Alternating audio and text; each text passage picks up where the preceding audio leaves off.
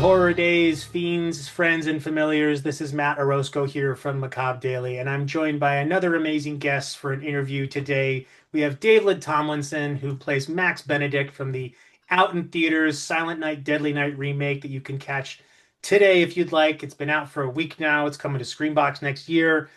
David, thank you so much for spending some time with me today. Thanks for having me. Well, David, I know before we hit the record button, we were talking a little about the older Silent Night, Deadly Night films, and I'm curious to know what your relationship is with not just the original film, but maybe any of them in the series. Well, I'll be honest with you. When I got the part, I quickly realized on set that it was this cult movie because I'll be honest, I never heard of it before.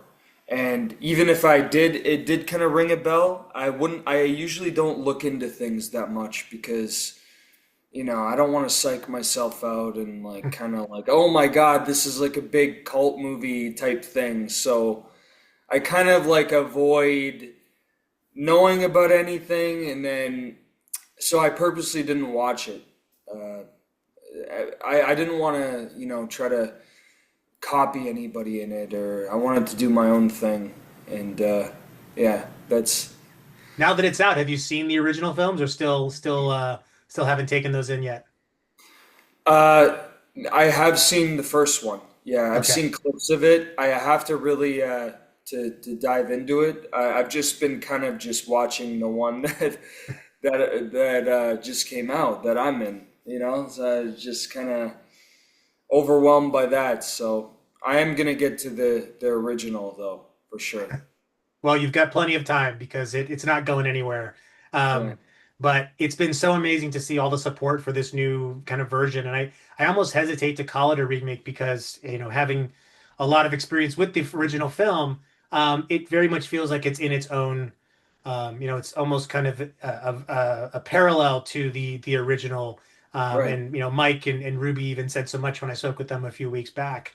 But your character of Max Benedict, I first got to ask you, how's your nose? Like, is it for those that have seen the movie, they'll get it, but if you haven't, It's good. It's good. Yeah. Yeah. I'm just gonna leave it there. I yeah, don't just know. no, not too many spoilers for those that haven't seen it yet. But Yeah. in this role of Max, have you ever had any experience before playing kind of like a heavy character? Someone that's more on the nefarious side of things. Yeah. Yeah. Yeah. That's. I seem to get those kind of parts. I I don't know. It's just it comes a bit more naturally to me for some reason. I don't know what it is. Maybe it's the way my face looks or whatever. I don't know. I'm really a nice guy. I don't know. I don't really understand why I get all of the bad guy roles, but yeah. I mean, they're a lot of fun to play, and it's fun to kind of dive into people that you're not really like in real life, but yeah, it's a lot of fun. Yeah, I mean that's acting, right? Is kind of being somebody else and presenting as such and doing so in a very convincing way. And I'd say, just in the short time we've spoken, you're extremely kind and genuine, and so you're nothing like the Max character whatsoever. Right. But can you talk a little about kind of the being on set and kind of the process of getting the film made? So when I spoke with Right. Ruby, a few weeks back, she mentioned how much fun it was being on the set and kind of how different it was to what we see on the screen. So I'm curious to know, what was your experience like being on set, and how long was the production going for? Um, it was kind of it wasn't like a really long shoot. I think it was about 3 weeks, 3.5 weeks.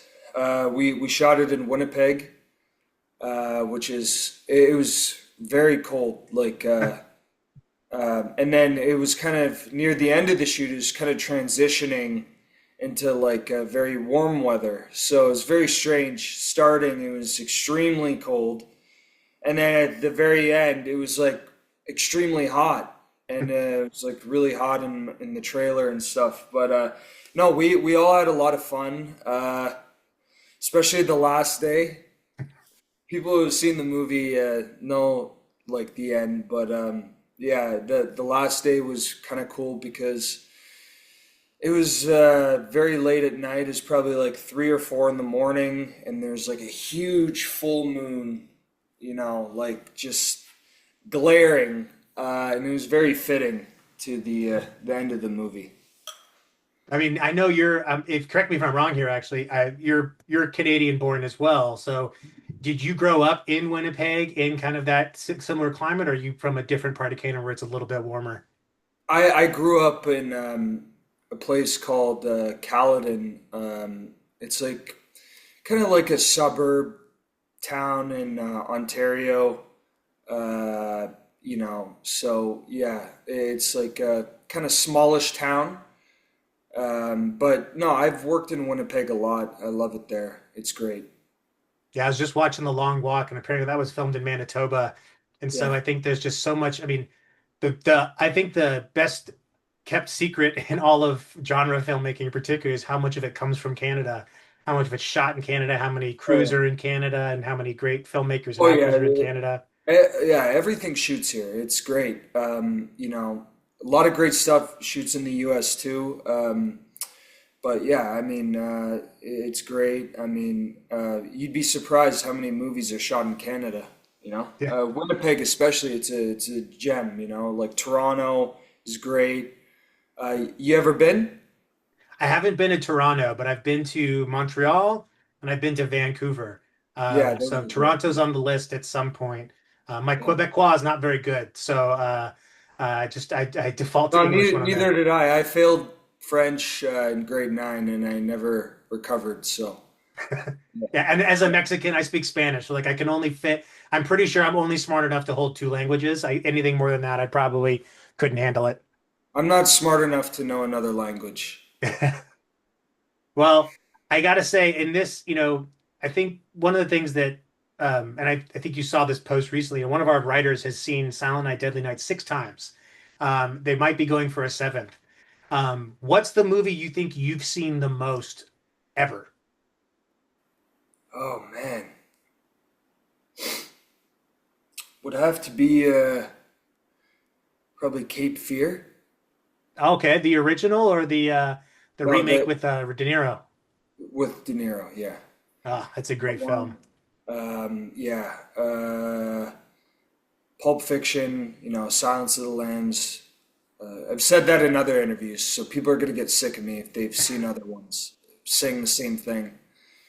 I Uh, mean, I'm sure you know this, David, but the dirty secret in a lot of interviews is, they unfortunately some of us ask the same questions all the time. So having that answer on the ready is always is helpful for you. Papillon, I've seen a lot. That's one of my favorite ones. Steve McQueen. You ever see that? Yes. Great one. Yeah. Yeah. Would you consider yourself a fan of horror movies? Oh yeah. Yeah. I like this is the first. Well, I have another slasher that I did called Psycho Killer coming out in February. So this is I'm new to kind of the slasher genre, but yeah, no, what I personally watch, I love like a mix of like psychological thriller with a bit of horror together, like or like Yeah. either or. Uh, yeah, I mean, I really like dark comedies too, you know, like Barry and yeah, I like a little bit of everything, but yeah, thriller and horror. I mean, there's tons of dark comedy in Silent Night, Deadly Night, so I think it's almost feels like a very perfect fit for you, be given the love of dark comedy and humor, but also kind of the love of horror. Now, obviously, the psychological elements in Silent Night, Deadly Night are kind of more obvious, right? It's not so much the subtlety, but more the voice in Billy's head. But when you think back on your experience working on the film, what were some of the things that, maybe you're most proud of, and then what were some of the things that maybe were really challenging to get through? What I was most proud of is being, lucky enough to work on a movie where, the writing was just so good and so easy, which is great like, I appreciate that as an actor, when you get a great script like Mike wrote.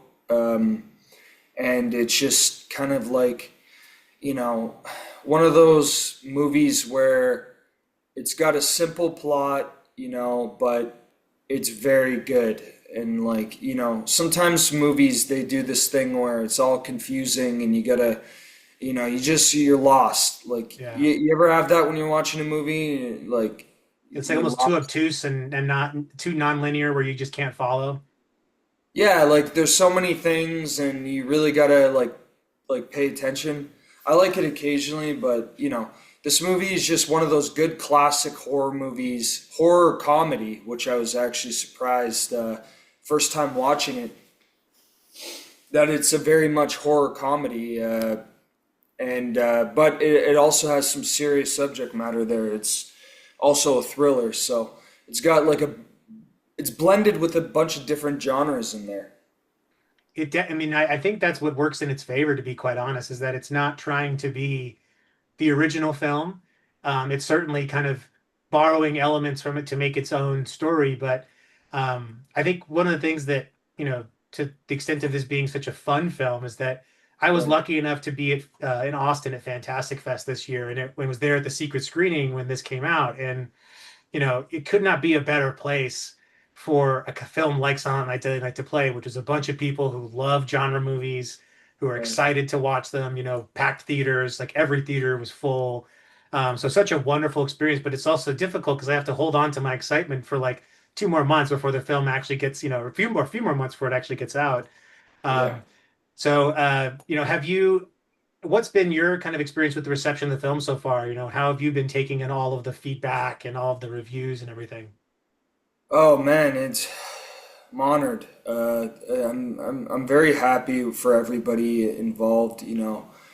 Rowan, Ruby, Mike. They carried the movie, and they're the reason that it got such good reviews. I'm very grateful to be a part of something that everybody seems to really like, and it's because of them that that it's you know such high regard. I mean, what was the recent score? I think it was like 80 or something Something percent or like that. It's the high 80s. yeah. So that's very good. I'm very grateful to be a part of that. Yeah. Well, I'm going to gas you up a little bit here, David, because you deserve your flowers as well. I mean, your role as Max really does provide a good kind of because you are part of a broader kind of antagonism theme there, but the role you play, one, like you do it so well in the sense that we kind of really believe your hatred of Billy and how much it disturbs you because of your previous relationship with Pam, but also just the ending. I mean, without that ending, without the performance you bring and the connection that you and Ruby have doing it, I think it's a different movie. So I Right. love to hear that you're you know yeah giving everyone all this praise, but I hope you take some for yourself as well because movies aren't made by one person; they're made by many people, and everyone brings something to it. Yeah. Maybe I should pat myself on the back a little bit more, huh? Yeah, I think so. I mean, no problem filling up your own tank with a little bit of kind words, but and if not, Thank you. I appreciate that. I'll happily sing your praises in that absence, though. I will say, like again, I think everyone brings a strong performance, and at the same time, without some of the more challenging, especially characters like yours, who you kind of have to love to hate them, right?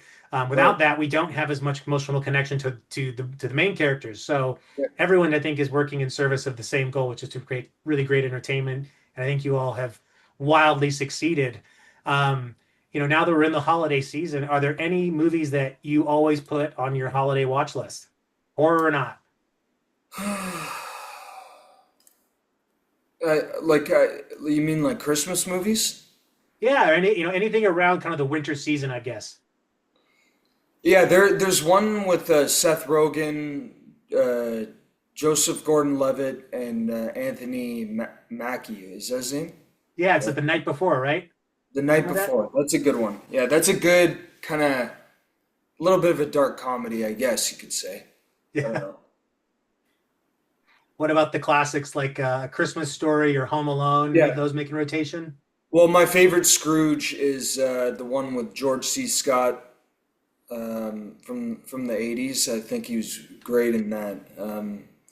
Die Hard, yeah, Jingle All the Way. I think it's Yes, hilarious.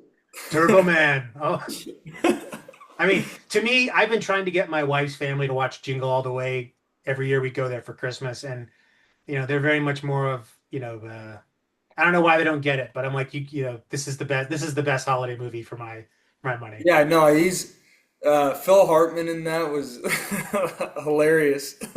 I mean, it has my favorite Yeah, Arnold line of all time, which is, "Who told you to eat my cookies?" yeah, that meme that keeps coming up on my Instagram where he's eating the cookies and stuff. Yeah, that's hilarious. I mean, these are all. I think what is so nice about Silent Night, Deadly Night is that it slots so nicely into this pantheon of holiday horror movies. And I, venture to guess that not just for people like me, but for others, it's going to be a recurring holiday watch. So you've etched yourselves into the halls of horror history with your role. And I know you mentioned you've got another film, Psycho Killer, coming out in February. Is there anything else that we can look forward to seeing you in the coming year?